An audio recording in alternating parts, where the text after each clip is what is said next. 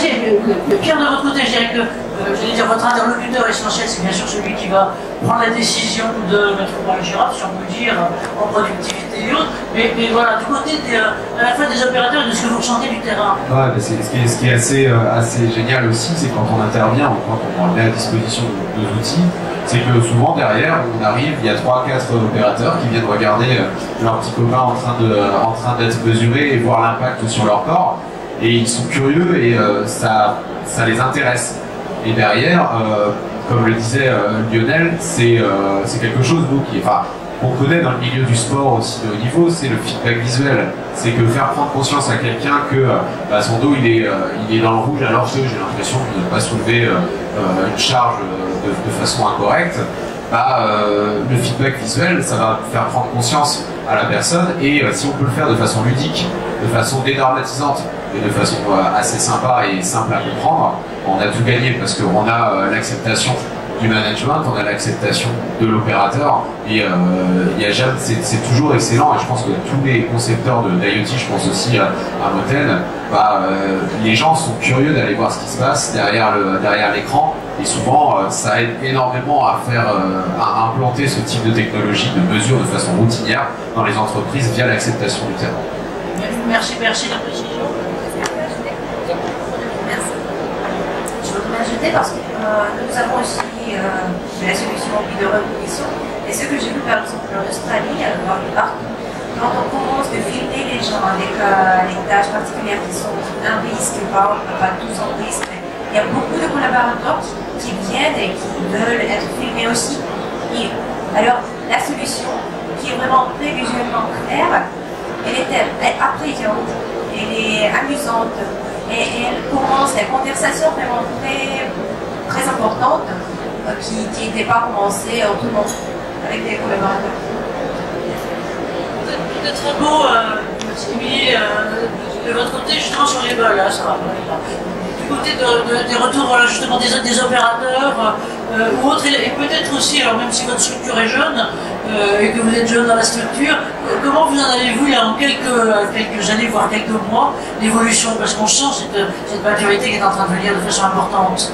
Alors, sur le retour opérateur, je vais rebondir sur ce que tout le monde a dit en termes de prise de conscience. Il y a des choses qui sont quand même assez hallucinantes. Moi, j'ai jamais vu les capteurs contredire les retours subjectifs des opérateurs. Du coup, eux, ils sont quand même confortés dans le fait qu'ils sont pas dingues. Il y a bien un problème à cet endroit-là de l'activité. Et alors, moi, il y a un exemple qui me vient en tête. À la base, avec Élodie Blanchard, Bing, on était potentiellement, on allait potentiellement présenter ce cas, du coup j'en parle rapidement parce que je sais qu'elle est OK avec ça. On a travaillé sur la manutention de touris qui sont donc des bobines de câbles géantes qui font 1m70 on va dire, qui sont très difficiles à faire pivoter et les opérateurs n'arrivaient pas à dire pourquoi la technique qui était préconisée en formation, ils la sentaient pas. C'était, pourtant tout était bon en termes de gestion posture, etc. Donc on les a équipés, on leur a fait faire la manutention de touris avec plein de techniques différentes. Et après, quand on a reposé les choses tous ensemble, on s'est rendu compte qu'en termes de gestion posture, tout était nickel. Le problème, c'était la cognition. C'était la prise d'informations visuelle, c'était la coordination entre les gars qui étaient dos à dos, ils ne pouvaient pas se voir, et qui créaient des déséquilibres, etc. Et qui, du coup, c'était pour ça qu'ils pouvaient être amenés à avoir des chutes ou des mouvements un petit peu brusques. Et qui, du coup, au niveau musculaire, c'était assez impactant. Et en fait, ils étaient en mode « Ah, c'est bon, j'ai compris ». Et c'est pour ça qu'Elodie, là, en termes de formation, elle est en train de voir comment est-ce qu'on pourrait faire pour inciter à partir sur une autre technique de manutention de touris. Mais merci de l'exemple, parce que là, ce qu'on voit bien, c'est ce qui apporte, donc au-delà, encore une fois, du choix d'analyse des problématiques, à la limite, des solutions de problématiques de manutention ou autre, c'est le bien qu'on peut en avoir, justement, dans la constitution des équipes et finalement leur coopération effective. Donc ça, merci de ça. Benoît, toi. Ouais. Oui, moi, je voulais juste, par rapport à ce qu'a dit Anna, poser une question. Dans les deux exemples que tu as montrés, tu dis ça a permis aux personnes de changer leur posture, hein, donc, et du coup d'avoir une meilleure posture. Est-ce que vous avez des cas où ça change aussi la stratégie de l'entreprise sur les mouvements que les gens font, en disant bah oui, mais ils font des mauvaises postures, ok, il y a le fait qu'ils se mettent mal, ils pourraient se mettre mieux, mais peut-être qu'on pourrait aussi aménager leur poste de travail ou aménager leur fonction pour qu'ils n'aient pas à avoir cette mauvaise posture. Donc est-ce que des fois ça débouche sur ça, donc une modification, et non pas juste sur une correction de la posture qu'on a bien compris sur les deux exemples? Merci pour la question. Alors ce qu'on voit statistiquement, nous collectionnons les données sur l'amélioration, et parfois sur les postes qui sont liés au... quelque chose par exemple gêne la personne et l'empêche d'améliorer la posture, ça c'est un flamme rouge pour aller investiguer sur la place qu'est-ce qui empêche d'améliorer. Alors, par exemple, nous avons la liste des employés qui n'améliorent pas et qui sont dans la boucle de risque plus haute.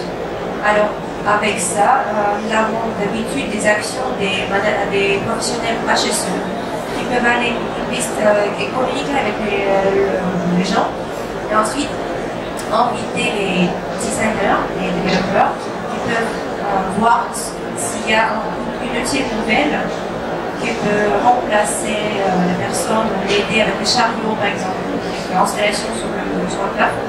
Donc ça, nous l'avons vu par exemple chez la logistique en Russie. Le problème le plus important c'était le filmage des palettes.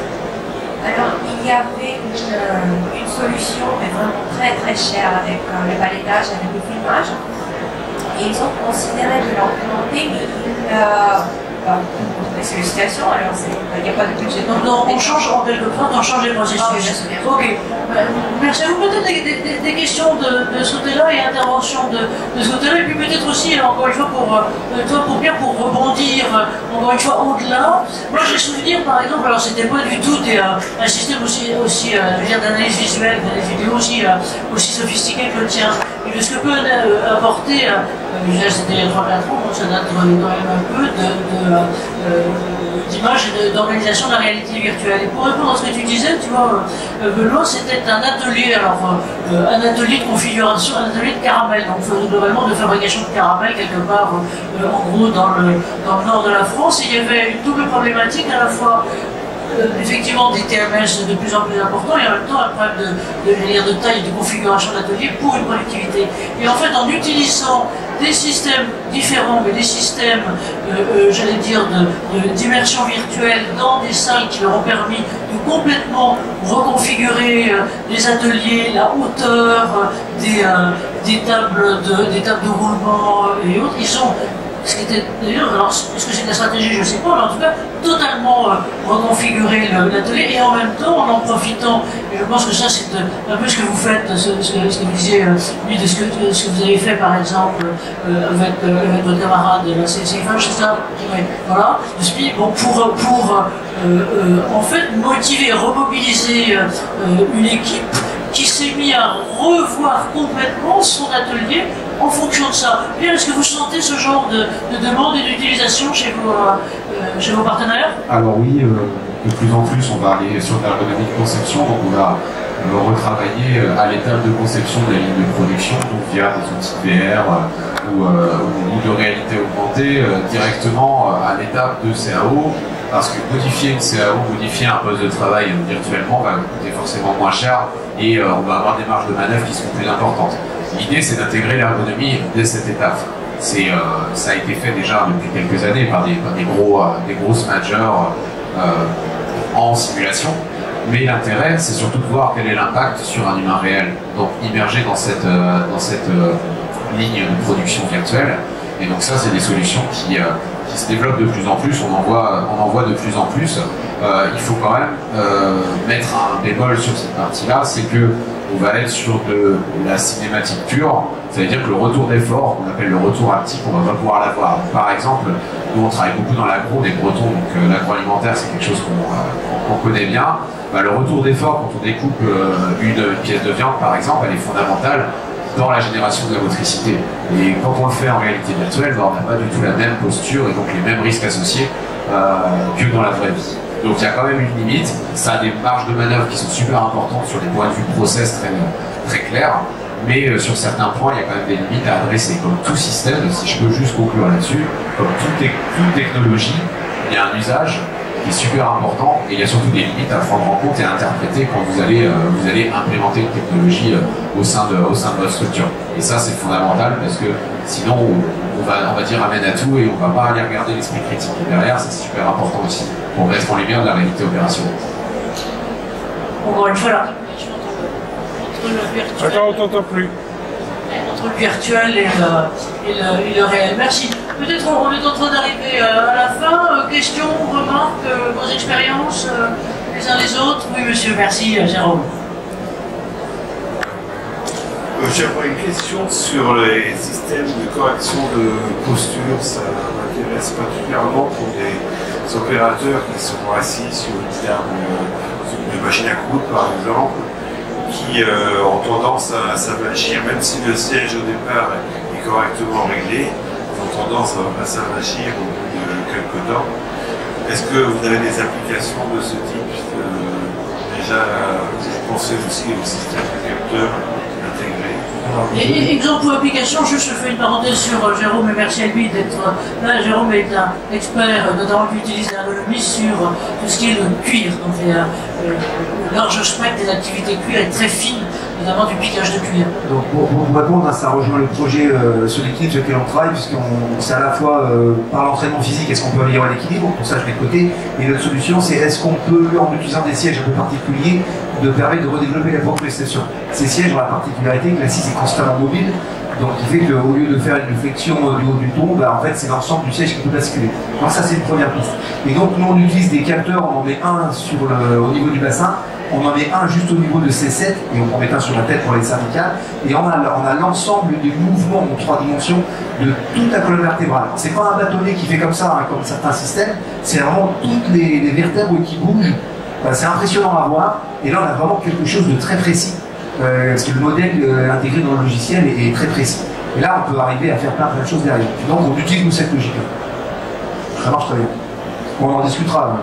Pierre, de ton côté, une expérience? Je vais rebondir sur la question.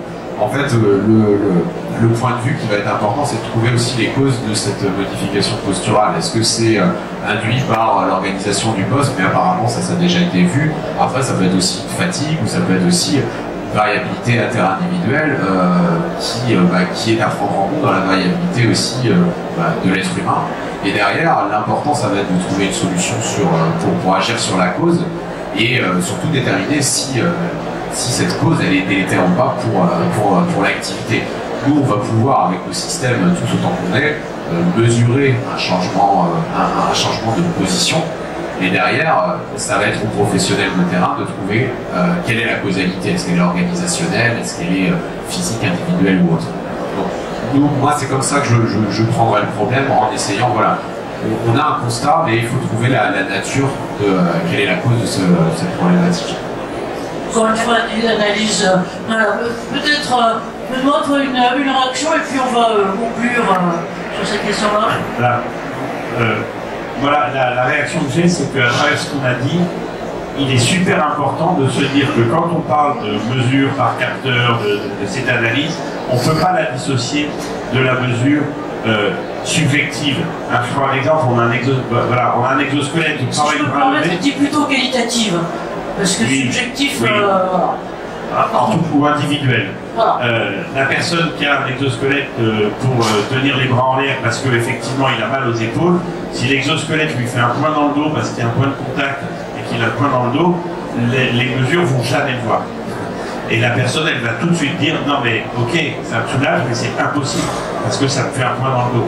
Et c'est important d'avoir à la fois ce regard, et comme tu le disais tout à l'heure, à chaque fois qu'on fait des mesures et qu'on a fait une analyse individuelle de la personne qui dit bah ouais j'ai mal aux épaules, on voit qu'il y a des efforts sur les épaules. Donc ça c'est toujours vrai. Par contre, le fait d'avoir un outil correcteur ou un dispositif correcteur peut générer des troubles ou des désagréments, des incompatibilités qu'on ne verra que parce que la personne n'identifiera que parce que la personne l'aura dit. Donc, il ne faut pas dissocier les deux, c'est hyper important d'avoir le côté individuel et le côté objectif de la mesure. Merci de ta conclusion. Émilie, après Anna, et voilà, votre mot de la fin, Anna, et puis je passerai du coup après à conclusion 30 secondes. Je dirais que le côté collectionnement des données, c'est vraiment très pratique de collectionner les données sur les flags rouges dans chaque entrée ou dans chaque site, parce que c'est vraiment atypique quand vous avez un professionnel HSE sur site. Alors si on peut trouver quelque chose qui est grave, qui est problématique sur les sites, il y a une bonne chance de focuser l'attention plus précisément. Merci. Émilie, alors là aussi, votre regard à la fois externe et interne sur ces questions est à la fois le futur des capteurs, leur utilisation et perspective. Le tout en 30 secondes. Ouais, ok, j'y vais. En 30 secondes, je veux dire que les capteurs, c'est un très bon outil pour cartographier, essayer d'enquêter, mieux comprendre ce que veut un opérateur, mais qu'on remplacera jamais leur retour subjectif, individuel, etc. Et que par contre, c'est un très bon outil aussi d'aide à l'acteur de la prévention qui des fois est un petit peu démuni pour débloquer des financements, des prises de conscience, etc. au niveau de l'encadrement, et que apporter quelque chose qui fait tout bêtement scientifique, même si la récolte des données subjectives c'est 30 secondes, hein. Voilà, donc j'ai quasiment fini. Mais ouais, c'est une plus-value importante pour les acteurs de la prévention. Merci à vous. Pierre? Moi, j'avais déjà pris mes 30 secondes. Donc, non, mais enfin, moi, je suis totalement d'accord avec ça. Il y a une partie individuelle qui est indissociable de la partie mesure. Une TMS est multifactorielle, il ne faut jamais l'oublier. Et que l'objectif est vraiment de pouvoir trouver les causalités. Après, derrière, on va pouvoir débloquer des situations d'investissement et autres, mais dans l'idée de toujours l'utiliser pour l'intérêt des opérateurs et de leurs. Merci à vous tous, merci à vous tous. Je vous propose qu'on les applaudisse et qu'on les remercie.